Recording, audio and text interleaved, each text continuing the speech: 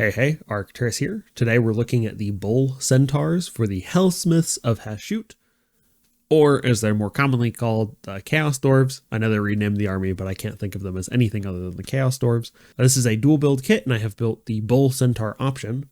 There is an alternative build to build them as the Anointed Sentinels, which I did not go for. Those have a slightly different build. You do get some extra pieces, and we'll take a look at the sprue here real quick. So here are the extra pieces.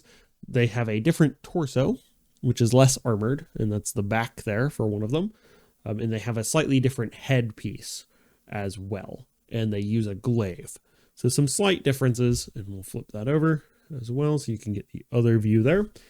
I went with the Bull Centaurs, mainly because I thought they look cooler, more than anything. Where I play, if I tell my opponent that I am just going to run them as the other one because I only have the one set, there won't be an issue, though your mileage with that may vary depending on where you're playing. There are some alterations you can do for posability, and that's why you have these two extra maces, but generally you are more limited. There's another alternate build with a different torso as well.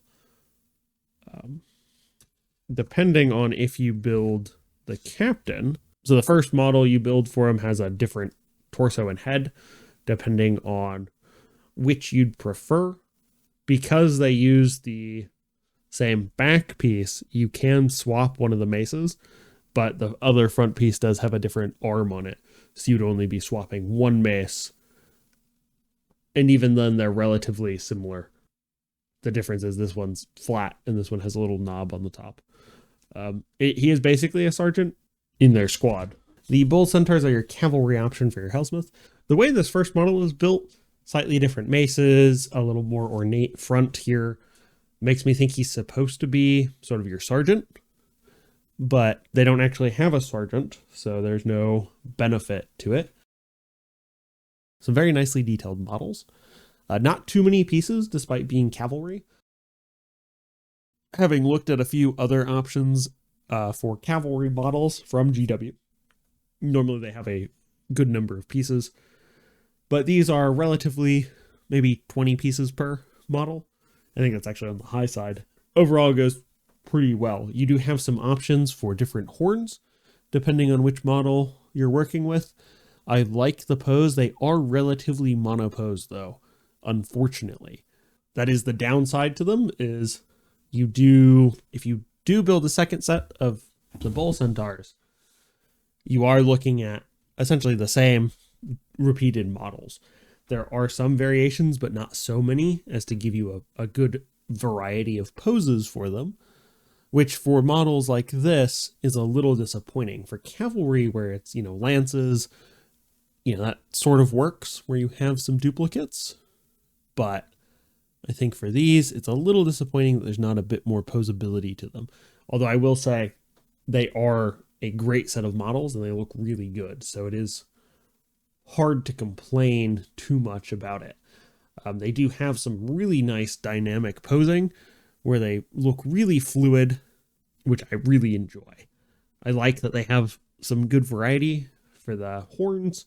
It'd be nice to have a few extra faces, but I think you could kit bash the Sentinels on here with minimal effort, although I didn't do that, so I can't guarantee that that's the case. And then here is our third. Just some very nice posing, I think. This one I did wonder if I built it wrong, and I'll show that in a second, because it has a little spot that seems like it has a gap. But overall, it goes pretty well. Most of the parts are well keyed enough that it's easy to socket them in, which of course makes it a little harder to pose. And that point right there, that little gap, which I think actually appears to go all the way through. That's... Yeah. That little gap there is, as far as I can tell, intentionally there. It's not, I missed a piece. I could not find very good images of these. So if you built this, and it's the third one in the instructions, and it doesn't have that gap, let me know in the comments down below, because if I made a mistake or I missed a piece, I'd like to know so I don't do it again. but it does have this sort of weird gap. I can only find one other image of this model online that was taken from this angle. Almost all of them are taken from something like this or like this. Nobody's got it on this side, which is just really odd. Yeah, so it's got this little gap there. I think when it's painted, that will be okay, but it does sort of stand out, which is kind of frustrating. But as far as I can tell, I didn't miss any pieces. So those are the Bull Centaurs. They are pretty good on the field, it looks like. I haven't used them yet, but they have a 10-inch move, and that is true for the Anointed Sentinels. They're 4 health, 4 up save, and 1 control. Based on the damage, you are looking more at the hammer as opposed to the anvil, which makes sense because they are cavalry. Weapon for the Bull Centaurs is the Brazen Mauls, in that it has charge, they get +1 damage, and they deal mortals on the crit.